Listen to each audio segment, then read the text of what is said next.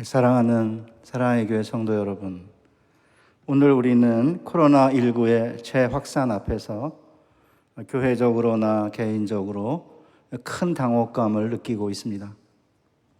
정부에서는 정기 예배를 빼고 기도회나 성경 공부 모임 하지 말고 예배 시에는 찬송도 하지 말고 통성기도도 하지 말라고 하더니 급기야 모든 예배를 비대면으로 하라는 행정 조치를 내렸습니다.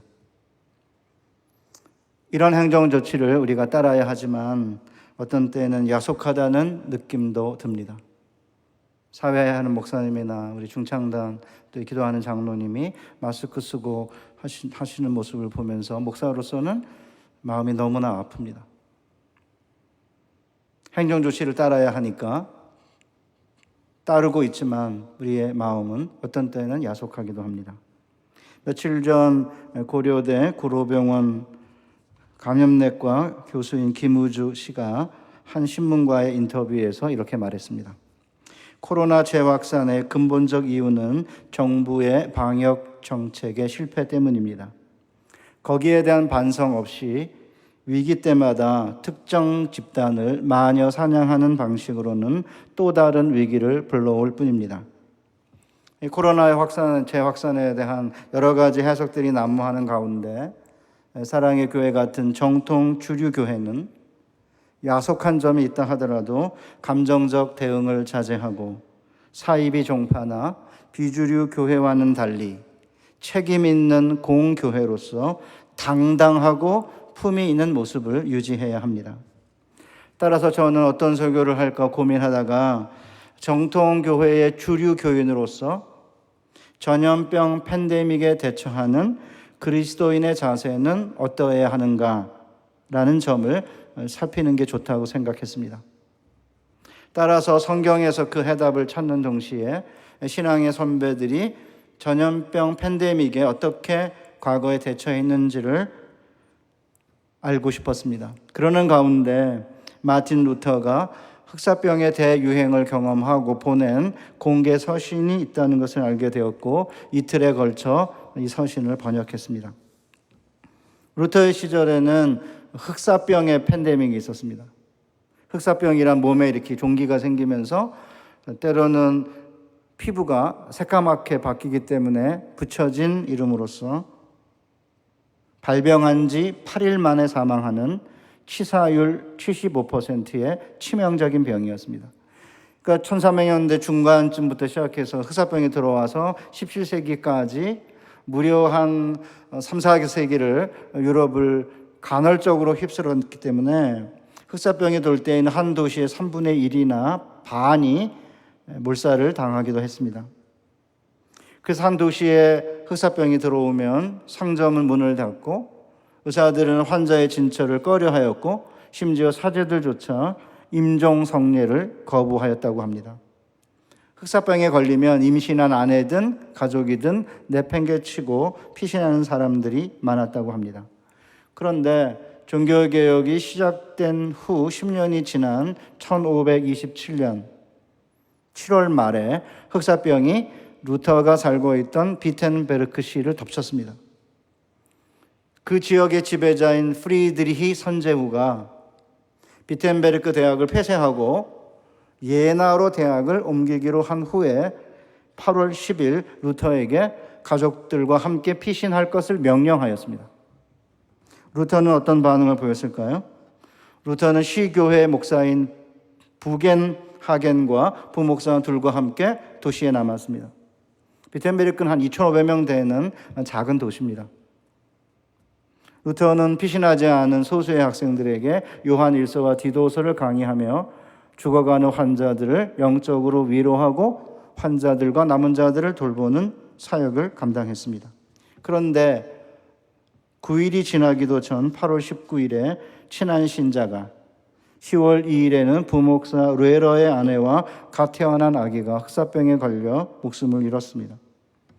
게다가 1살짜리 루터의 아들 한스가 병에 걸리게 되었는데 그게 흑사병인지 아닌지는 잘 모릅니다. 부인인 카테리나는 둘째를 임신하고 있었습니다. 그러나 루터는 피신하지 않고 과거의 수도원이었던 자신의 넓은 집을 환자들에게 개방하고 함께 살며 자기 집을 병원이라고 불렀습니다. 그렇다고 루터가 건강한 것도 아니었습니다. 1527년 한 해만 하더라도 루터는 여러 번 쓰러졌습니다.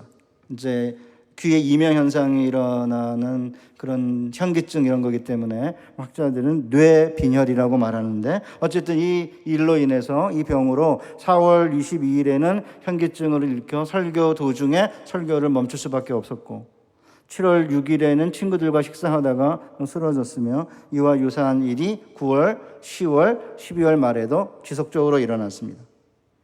루터가 이제 후배 교수인 멜란 히턴에게 보낸 편지를 보면 한 주 이상 죽음과 지옥 가운데서 보냈다고 토로하는 걸 보면 심각한 질병을 앓았던 것 같습니다. 루터는 이런 극심한 고통을 겪으면서 흑사병의 도시를 떠나지 않고 환자들을 돌보는 것을 멈추지 않았습니다. 이는 정말 놀라운 일이 아닙니까?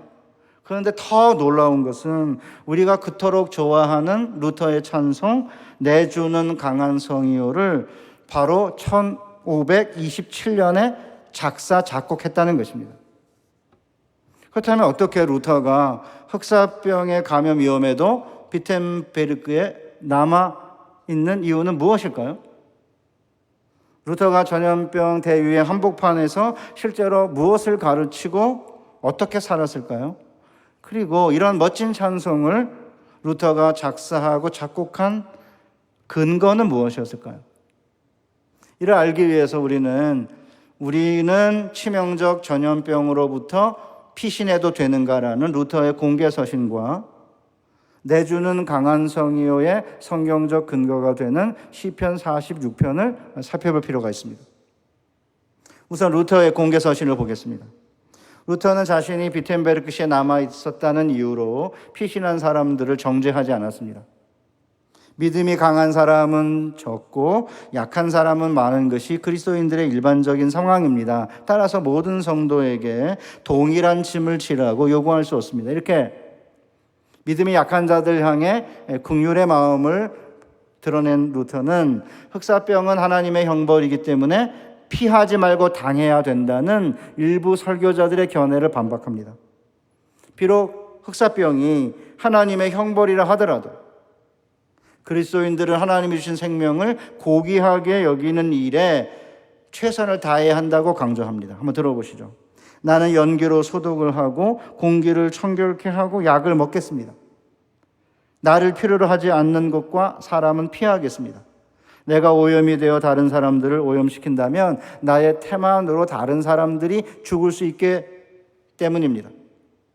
그러니까 루터가 그 당시에는 질병의 원인이 뭔지를 몰랐거든요. 흑사병의 원인은 19세기 말에 홍콩에 흑사병이 돌았을 때야 비로소 연구한 끝에 쥐벼룩이 옮기는 병이라는 것을 그때 알았기 때문에 루터 당시만 하더라도 병의 원인이 뭐고 병의 매개체가 뭔지 몰랐던 거죠. 그러니까 이제 연기를 피우고 소독하고 공기를 청결케 하고 격리하고 그런 일을 했던 것입니다. 그러니까 자가 격리를 하지 않고 함부로 다니는 것은 자살 행위고 자칫하면 다른 사람들을 오염시키기 때문에 살인 행위라고 경고합니다. 그러나 모든 사람들이 자가 격리를 하고 피시만 해서는 안 된다라는 것이 루터의 가르침입니다. 일부는 환자들과 남은 자들을 위해 남아야 한다는 거죠. 그리고는 자신은 그럴 마음이 있다고 선포합니다. 그러나 내 이웃이 나를 필요로 한다면 나는 어디든 어떤 사람이든 피하지 않고 기쁨으로 갈 것입니다. 이 일은 하나님을 경외하는 믿음에서 나온 것이며 이런 일은 경솔한 것도 어리석은 것도 하나님을 시험하는 일도 아니기 때문입니다. 그러면 누가 남아야 하는가? 루터는 우선 목사들이 남아야 한다고 가르쳤습니다.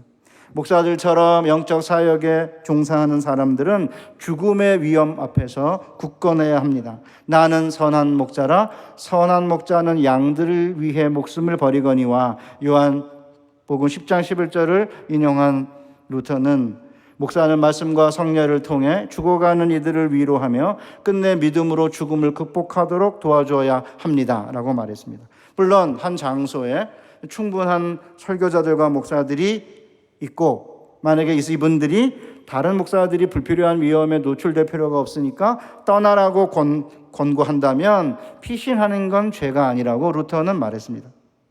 그렇다면 두 번째로 남아야 될 사람들은 누구인가? 루터는 시장, 판사, 의사, 경찰 등 공직자들이 피신해서는 안 된다고 말합니다. 하나님이 이런 세속 권력과 공직자들을 세우신 것은 도시를 질서 있게 지배하고 백성들을 보호하기 때문이라는 거죠. 이런 점에서 오늘날 정치가들과 공직자들은 루터에게 배워야 합니다. 정치인들은 코로나 팬데믹을 정적이나 상대방을 공격하기 위한 빌미로 삼아서는 안 됩니다. 공직자들은 자신의 실책을 가리기 위해 특정 집단을 희생양으로 만들어서는 안 됩니다. 정부는 정직하게 모든 데이터를 공개하고 방역에 만일 실패했다면 이를 인정하고 겸손하게 백성들에게 협조를 구해야 하지 공포 분위기를 조성하며 국민들을 겁박해서는 안 됩니다. 그렇다면 목사나 정치가나 공직자만 남아야 되는가? 책임을 져야 되는가? 그렇지 않습니다. 루터는 모든 사람들이 서로를 돌볼 책임이 있다고 말합니다. 종은 주인의 허락 없이 주인을 떠나서는 안 됩니다. 마찬가지로 주인은 적절한 대책 없이 종을 내버려 두어서는 안 됩니다. 종들이 주인에게 복종하는 것과 마찬가지로 주인도 종들을 돌보라는 게 하나님의 명령입니다. 또한 부모들은 자녀를 돕고 자녀들 역시 부모를 도우라는 것이 하나님의 명령입니다. 그러니까 루터는 흑사병의 팬데믹 상황에서 그리스도인들은 서로에게 선한 사마리아 사람이 되어야 한다는 것입니다. 우리는 시민이기 때문에 당연히 시민법을 따라야 하지만 동시에 그리스도인으로서 사랑의 법을 따라야 한다는 것입니다. 그러니까 루터가 당시 비텐베르크 대학을 폐쇄한 다음에 떠나라는 당시 지도자인 지배자인 프리드리히 선제후의 명령을 따르지 않은 것은 바로 이 사랑의 법 때문이었습니다. 그러니까 오늘날 팬데믹 상황에서 고통당하는 사람이 누구인지를 우리가 알아내고 찾아낸 다음에 그가 누구인지 살펴서 돕는 일을 우리가 해야 되는 거죠. 어쨌든 이것이 루터가 비텐베르크시에 남게 된 실제적인 이유였습니다. 그렇다면 이런 실제적인 이유, 실천적인 이유가 전부일까요? 아닙니다. 목회자로서 루터가 떠나지 않은 데에는 신학적인 이유가 있었습니다. 루터는 전염병 대유행은 우리의 믿음과 사랑을 시험하기 위한 하나님의 테스트로 보았습니다. 한번 들어보시죠. 하나님의 형벌이 우리에게 임한 것은 우리의 죄로 우리를 징계하기 위함이 아니라 우리의 신앙과 사랑을 시험하기 위해서입니다. 우리가 하나님을 향해 어떻게 행동하는지를 보면 우리에게 믿음이 있는지 없는지를 알 수 있고, 우리가 이웃에게 행하는 모습을 보면 우리에게 사랑이 있는지 없는지 알게 됩니다. 사랑하는 사랑의 교회 성도 여러분, 오늘날 코로나 팬데믹 역시 하나님이 우리의 신앙과 우리의 사랑을 시험하고 계십니다. 우리는 이런 상황에서 과연 하나님만을 신뢰하는지, 이웃과 하나님을 진정으로 사랑하는지 시험하고 계신 거죠. 지금까지 우리는 루터가 흑사병이 창궐한 비텐베르크 안에서 자신이 설교한 대로 위험을 무릅쓰며 목회 사역을 잘 감당하고 있음을 보았습니다. 그렇다면 루터가 이런 일을 감당할 수 있었던 비결은 무엇일까요? 루터가 특별하게 용기가 있기 때문일까요? 루터가 남다른 믿음, 신심이 있기 때문일까요? 물론 루터는 보통 사람보다 용기가 있고 믿음이 있는 것은 사실입니다. 그러나 루터가 이 일을 할 수 있었던 데에는 다른 특별한 비결이 있었습니다. 그것이 뭔지 아십니까? 루터의 말을 직접 들어보겠습니다. 준동하는, 난동하는 사탄에 대항할 수 있는 유일한 위로는 신자들의 영혼을 구원하는 하나님의 말씀을 우리가 가지고 있다는 것이다. 여기서 우리는 위로라는 단어에 주목해야 됩니다. 사탄의 난동과 전염병, 팬데믹 가운데서도 이를 이겨낼 수 있는 힘은 바로 위로였습니다. 물론 이 모든 환란을 이겨내는 데는 지배자인 프리디 선제후의 도움, 친구들의 격려, 아내와 자식들의 사랑과 학생들과 교인들의 지지가 있었던 것이 사실입니다. 그러나 루터는 이런 것들을 위로라고 부르지 않습니다. 루터에게 유일한 위로는 신자들의 영혼을 구원하는 하나님의 말씀을 가지고 있다는 것이었습니다. 그렇다면 1527년에 큰 환란에서 유일한 위로가 되는 하나님의 말씀은 무엇이었을까요? 그것은 시편 46편이었습니다.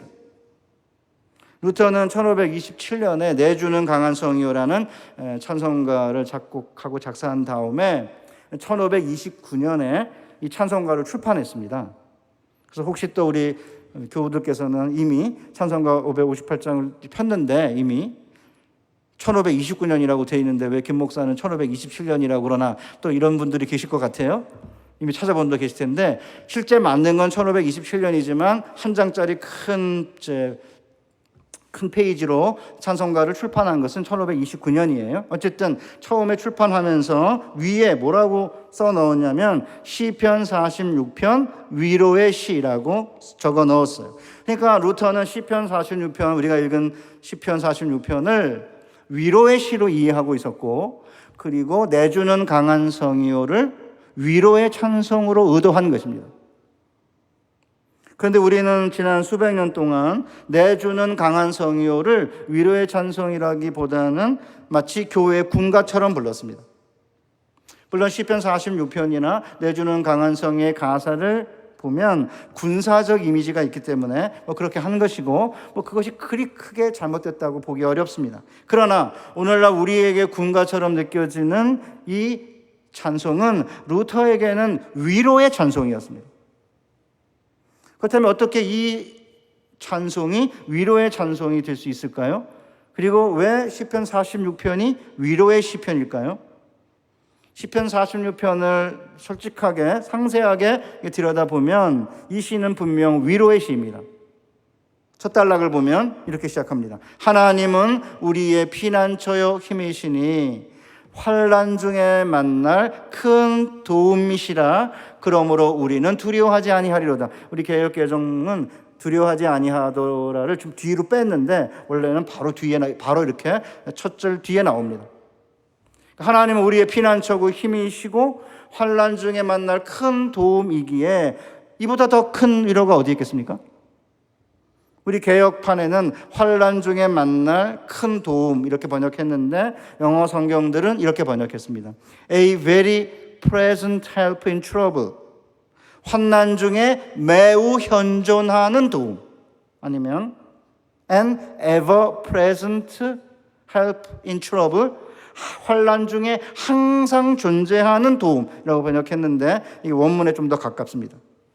그러니까 루터는 우리의 피난처요 힘이 되신 하나님이 환난 중에 매우 현존하는 도움이고 항상 존재하는 도움이심을 깨달았기 때문에 이것이 위로라고 보고 그 위로가 있었기 때문에 난동을 부리는 사탄에 대항할 수 있었다는 것입니다. 그렇다면 도대체 시편 기자가 두려워 아니한다고 했는데 그럼 어떤 환난에 두려워하지 않는다는 것인가? 시편 46편 기자는 우선 자연재해를 언급합니다. 땅이 변하든지 산이 흔들려 바다 가운데 빠지든지 바닷물이 소리치고 거품을 내며 그것이 넘침으로 산이 흔들릴지라도 두려워하지 않겠다고 노래합니다.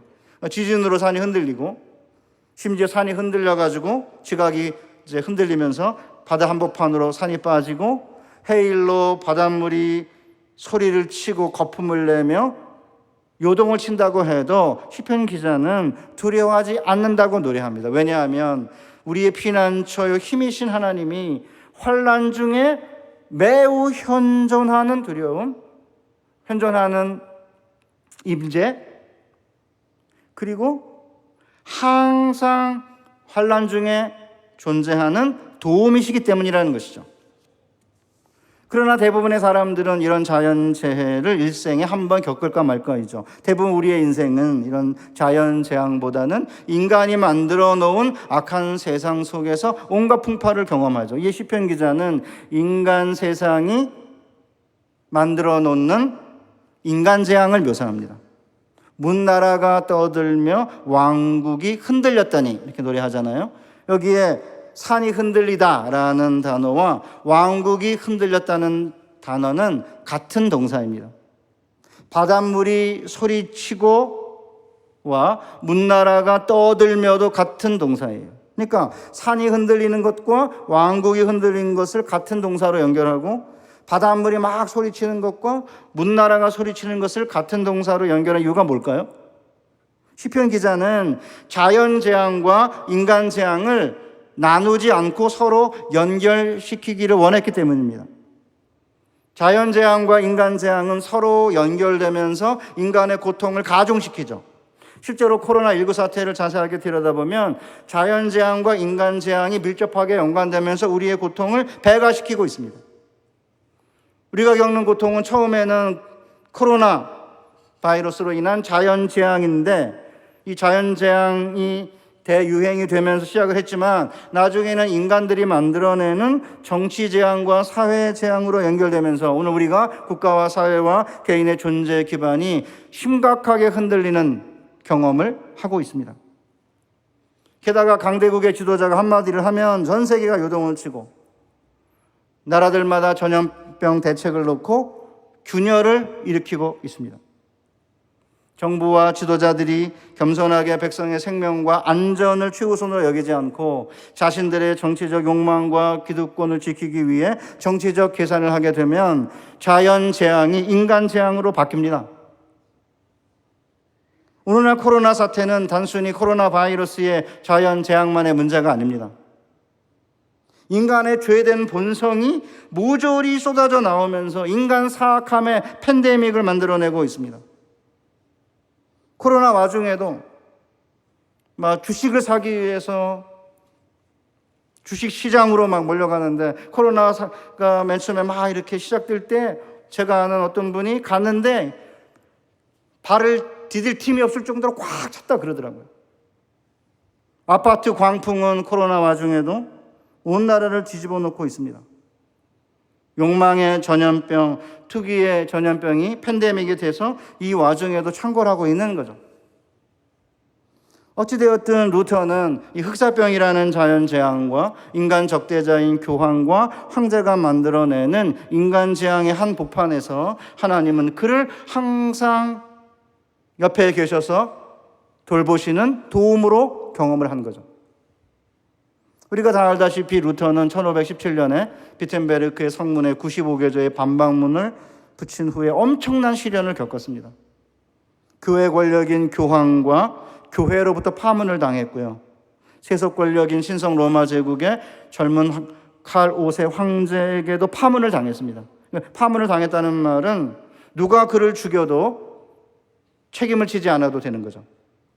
그러기에 생명의 위협을 느낀 루터를 보호하기 위해 10개월 동안 바르트부르크 성에 프리드리히 선제후가 감춰두었는데 심지어는 그를 시종드는 종이나 심지어 문지기도 그가 루터인지를 알지 못했습니다. 그뿐 아니라 이제 종교개혁을 시작하면서 종교개혁자들 사이에 성만찬 해석을 둘러싼 교리적인 갈등을 겪으면서 루터가 심적으로 많이 힘들어했고요. 1524년에 농민전쟁이 일어났는데 농민편에 설 것 같은 루터가 농민들이 과격하게 무정부적인 그런 상태를 만들어내니까 농민편을 들지 않는 바람에 루터는 많은 지지 세력을 잃게 되었고 농민들은 제후들과 전쟁을 하면서 하루에 5,000명이 전사하는 모습도 루터는 목도했습니다. 게다가 이미 꽤 오래전 1453년에 컨스탄티노플을 모슬렘 투르만 제국이 함락시킨 다음에 끊임없이 유럽의 기독교 국가를 위협했습니다. 1520년에는 오스만 투르크 군대가 베네치아를 공격했고요. 1521년에는 발칸반도를 점령했습니다. 1526년에는 헝가리 수도 부다를 점령했기 때문에 독일 바로 옆이거든요. 그러니까 오스만 투르크 제국이 유럽의 기독교 국가를 정복한다면 기독교는 심각한 타격을 입고 종교개혁은 좌초될 위기에 놓이게 되었습니다. 그러니까 루터가 놓인 정치적이고 신학적인 상황은 시편 46편에 기록되어 있는 모습과 너무나 유사합니다. 문나라가 떠들며 왕국이 흔들렸더니. 그러니까 루터는 이런 개인적인 박해, 환란, 불확실성 가운데서 사탄과 세상과 싸워서 이길 수 있었던 유일한 자산은 바로 시편 46편이었습니다. 하나님은 우리의 피난처요 힘이시니 환난 가운데 항상 현존하는 도움이시라. 이 말씀이 루터에게 위로가 된 거죠. 그리고 나서 루터는 이 말씀에 근거하여 내주는 강한 성이요라는 찬송가를 작사한 것입니다. 이런 역사적인 현실을 염두에 두고 이 찬송의 가사를 살펴보면 정말 위로가 됩니다. 내주는 강한 성이여 방패와 병기 되시니 큰 환난에서 우리를 구하여 내시리로다. 옛 원수 마귀는 이때도 힘을 써 모략과 권세로 무기를 삼으니 천하에 누가 당하랴. 내 힘만 의지할 때는 패할 수밖에 없도다. 힘 있는 장수 나와서 날 대신하여 싸우네. 이 장수 누군가? 주 예수 그리스도 만군의 주로다. 당할 자 누구랴? 반드시 이기리로다. 어떻게 위로 찬송 같지 않아요? 내가 싸우는 게 아닙니다. 힘이 있는 장수가, 예수가 모든 사탄과 죽음의 세력을 이겨내고 우리는 가만히 있기만 하면 돼요. 여기 뒤에 시편 46편 뒷부분에 보면 너희는 가만히 있어 내가 하나님 됨을 알지어다 이기 때문에 시편 46편은 물론 내주는 강한 성이여는 위로의 시요 위로의 찬송이에요. 그러기에 저는 사랑의 모든 교우들이 가장 필요한 게 뭡니까? 하나님의 위로인 거죠. 루터뿐만 아니라 모든 세대의 그리스도인들에게 가장 필요한 것이 하나님의 위로임을 하이델베르크 요리문답은 첫 번째 질문에서 우리에게 명백하게 보여주고 있습니다. 첫 번째 질문이 뭔지 아십니까? 살아서나 죽어서나 당신의 유일한 위로는 무엇입니까? 사랑하는 성도 여러분, 살든지 죽든지 당신의 유일한 위로는 무엇입니까? 라고 물으신다면 뭐라고 답하시겠습니까? 하이델베르크 요리문답은 단순히 일시적인 위로가 무엇인지 묻고 있는 게 아닙니다. 사나 죽으나 위로가 되는 평생의 유일한 위로가 무엇이냐고 묻고 있는 거죠. 이에 대해 뭐라고 답합니까? 하이델베르크 요리문답은 살아서나 죽어서나 나는 나의 것이 아니며 몸도 영혼도 모두 나의 신실하신 구주 예수 그리스도의 소유가 된 것이 나의 유일한 위로입니다. 그리스도께서 그의 보배로운 피로 나의 모든 죄값을 완전히 치르고 나를 마귀의 모든 권세에서 해방시켜 주셨습니다. 또한 하늘에 계신 나의 아버지의 뜻이 아니고는 나의 머리털 하나도 땅에 떨어지지 않도록 나를 보호하시며 모든 것이 합력하여 나를 구원해 가십니다. 성령님은 나에게 영생을 확신시켜 주시고 이제는 내가 마음을 다하여 기쁜 마음으로 신속하게 주님을 위해 살도록 만들어 주십니다. 이것이 생사간의 나의 유일한 위로입니다.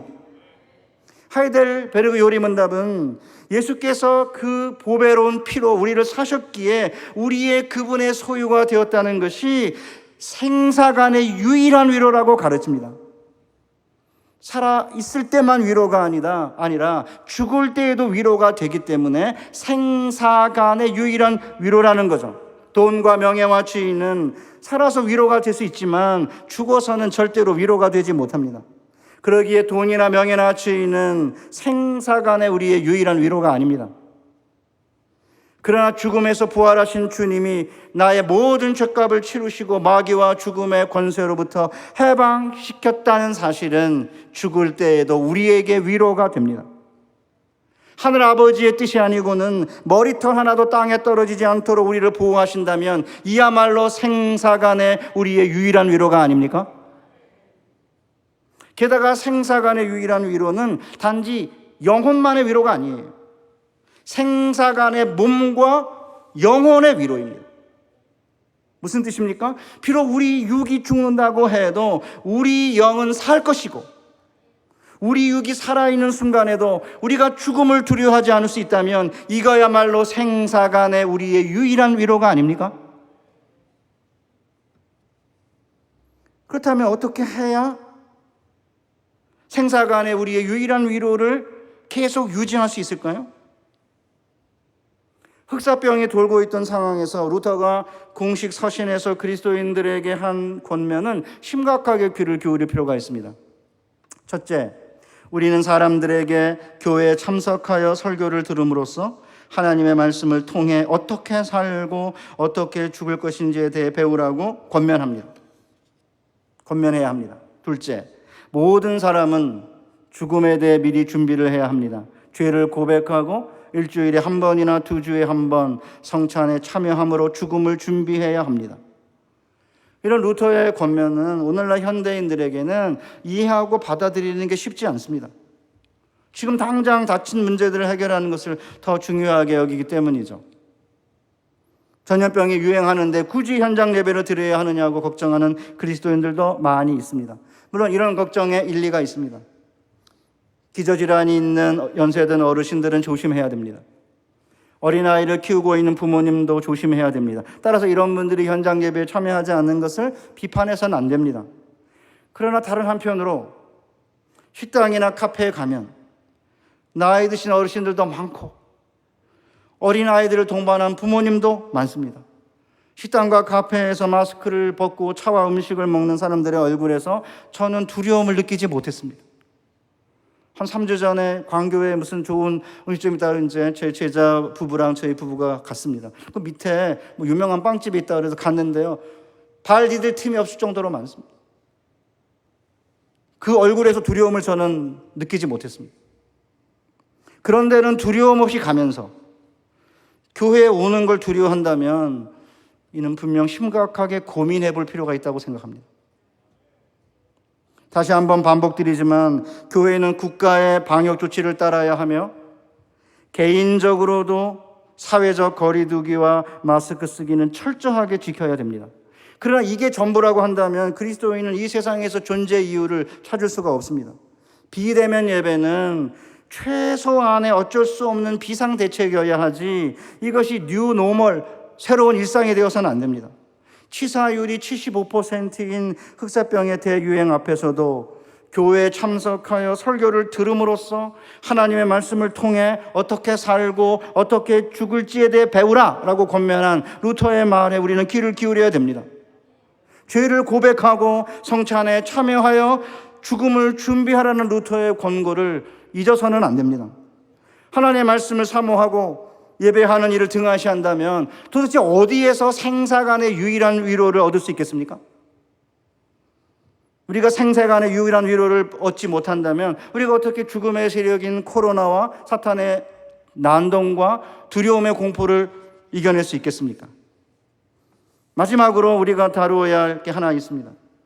그것은 루터가 위험을 무릅쓰고 비텐베르크에 남아있었던 가장 중요한 이유가 무엇인가라는 점입니다. 그 답은 위험을 무릅쓰지 않고는 이웃을 사랑할 수 없기 때문이었습니다. 루터의 말을 들어보겠습니다. 자신의 안전이나 재산에 손해가 되는 게 힘들어서 다른 사람들을 돕지 못하는 사람은 결코 이웃을 도울 수 없습니다. 이런 사람은 무슨 일을 하든지 불이익이나 손실이나 위험을 당할지도 모른다는 가능성을 항상 염두에 둡니다.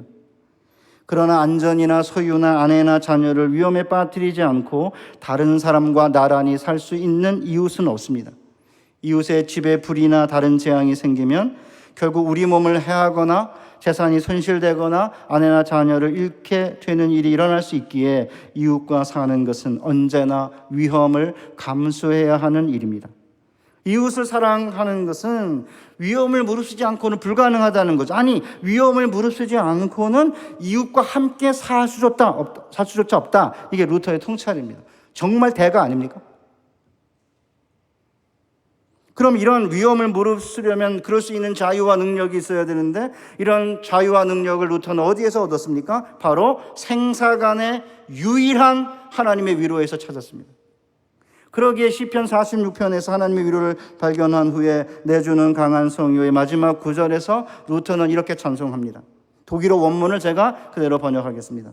이 땅에 마귀 들끓어 우리를 삼키려 하나 겁내지 말고 섰거라 반드시 이기리로다. 이 몸 가져가고 부명의 자녀 안에 다 가져간데도 그들에게 아무 유익 없고 우리 왕국 영원하리라. 근데 우리 찬송가에 친척과 재물과 명예와 생명을 다 빼앗긴데도 이렇게 되어 있지 않습니까? 저도 오랜 동안 친척? 여러분 친척 빼앗기는 거 두려우세요? 친척 사촌, 오촌, 팔촌 이러잖아요. 그러니까 거기는 이러도 뭐 그렇게 크게 힘들 것 같지 않은 느낌이 드는데 실제 원문은 그게 아니고 이 몸 가져가고 부, 명예, 자녀, 아내 다 가져간대도입니다.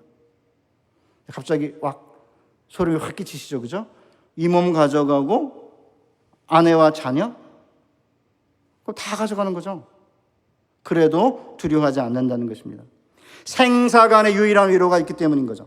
이것은 단지 루터만이 아니라 최근에 우한이 봉쇄되면서 한국 정부가 전 세계를 통해 교민들을 국내로 이송할 때인데 귀국하지 않은 선교사님이 있었습니다. 그 한 선교사님의 간증을 인터넷에 올렸는데 어떤 저자가 허락을 받고 책에 옮긴 것을 제가 인용하겠습니다. 왜 이 선교사님이 굳이 우한에 남기로 했을까요?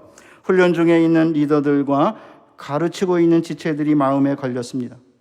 세워진 리더들에게 사명자는 사명에 따라 움직여야지 상황에 따라 움직여서는 안 된다는 것을 가르칠 수 있는 좋은 기회라고 생각했습니다.